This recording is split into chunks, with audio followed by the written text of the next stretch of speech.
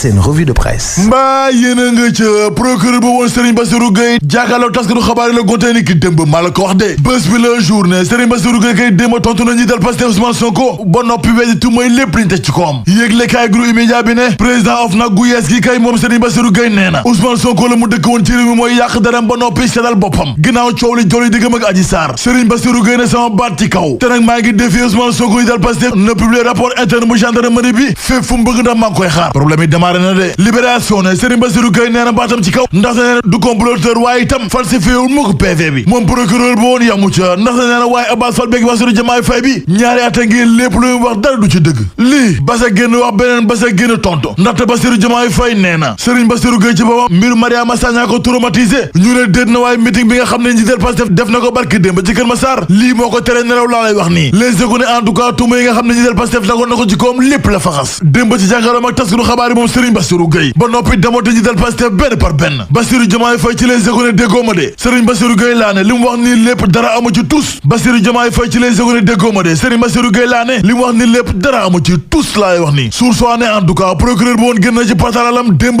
yebbi dëggam ci kaw njiital Pastef Ousmane Sonko ba noppi di dankaafu ndaxte nee na ñaari défilé sampal Ousmane Sonko njiital Pastef le témoin ne ci jàkkaarloo ma taskatu xabaar ni ki démb moom Serigne Bassirou Gueye weddi na tuma yi lal ci kawam lépp laata muy menacé njiital Pastef ndaxte moom Serigne Bassirou Gueye nee na bu dee Ousmane Sonko lu mu nekkee ci kawam daal bàyyi ko lépp lu mu seen muy ñuul ci réew mi rek mooma wàlli tamit mbaa jàmm la libération ne ginnaaw bi ni ko dàqee ci assemblée nationale moom Aminata Touré démb itam safara dëgg la yebbi ci kaw njiitu réew mi Macky Sall ba noppi fësal bëgg-bëgg mooy samp ab kuréel woo xam ne mooy taxaw démocratie bu Sénégal bés bi la journée Aminata Touré kay nee na amul dara loo xam ne ma ngay bàyyi ko ci Macky Sall loo xam ne daal lu ko bett la déedéet ndaxte Aminata Touré nee na dara dootuma bett ci Macky Sall njiitu réew mi ak lépp lu mën a doon sur Quotidien Aminata Touré kay fi bu dëgg la wane ci réew mi ak taxaw temm ginnaaw bi ñu ko dàqee ci assemblée nationale bu dee wax benn bokk yaakaar ñu ngi fësal dëgg fi ñu teg mbiri ba dàq ko ci assemblée nationale organisation féminine yi nga xam ne ñoo nekk société civile bu Sénégal ñoo ngeen naqaru lool ni ñu tekkee ndomba tànk Aminata Touré ndaxte nee nañu mbir mi jaay doole dëgg la jëm ci jigéen yi ci réew mi Aminata Touré ci les économies musuma tekki sama ndomba tànk ci APR wala bokk ci coalition benn bokk yaakaar gars yi monsieur bu ñu jël daal teguwul ci yoon ndaxte nee na jaay doole dëgg la te luy ji njaag njiitu réew mi Macky Sall nee na mooy njaag ndax moo nekk ci ginnaaw coow li lépp les économies Aminata Touré kay nee na combat dëgg la samp diggam ak njiitu réew mi Macky Sall vox bi ne Aminata Touré kay guerre la samp diggam ak Macky Sall njiitu réew mi te noppi na nag ngir bàyyi bakkanam ci ñetteelu mandat bi ndaxte nee na daal du fi amee moom premier ministre bu Sénégal bu woon nee na engagé wu naa taxaw temm lépp lu mu laaj ngir ñetteelu mandat bañ am ci réew mi Sénégal daal dinaa ko def te su jëree sama bakkan desi sax ragaluma loolu l'info ne Aminata Touré mi kay jël na lépp xëpp ko Macky Sall ba noppi samp bataille juridique dëgg diggam ak coalition benn bokk yaakaar enquête ne nga yëg nga ñàkk yëg coowal Sweet Beauty moo yóbbu justice yoon ci Sénégal daal ci mbedd mi looloo tax ba Barthélémy Dias merum Ndakaaru ci vox populi tàllal loxo njiitu réew mi Macky Sall ndaxte moom waaye Khalifa Sall bi bëgg-bëggam dëgg nag mooy daal réew mi ba yow sooba ci musiba La Tribune ne coowal ñetteelu mandat gi jabaajo nga ci réew mi bésu Macky Sall jëlee waa PDS roof leen ci poosam day dox dal ci kaw allié mi te la koy firndeel Tribune yéene kaay nee na bu doon Aminata Touré tey ji nangu na proposition Macky Sall Aminata Mbengue Ndiaye waa parti socialiste tëb nañu ci conseil économique social et environnemental yëgle kaay bi ne président Macky Sall nag noppeegul mukk laa lay wax nii ngir am ne see Khalifa Sall waxuma la Karim Wade te li waral muy forcé bëgg sapp ñetteelu mandat ci boppu réew Sénégal du lenn dul 400 000 voix yi nga xam ne waa parti démocratique sénégalais daal am nañu ko yëgle kaay bi ne tey la gars yi gën a taxaw temm ngir retrouvailles famille libérale daal doon dëgg tey ji alerte Quotidien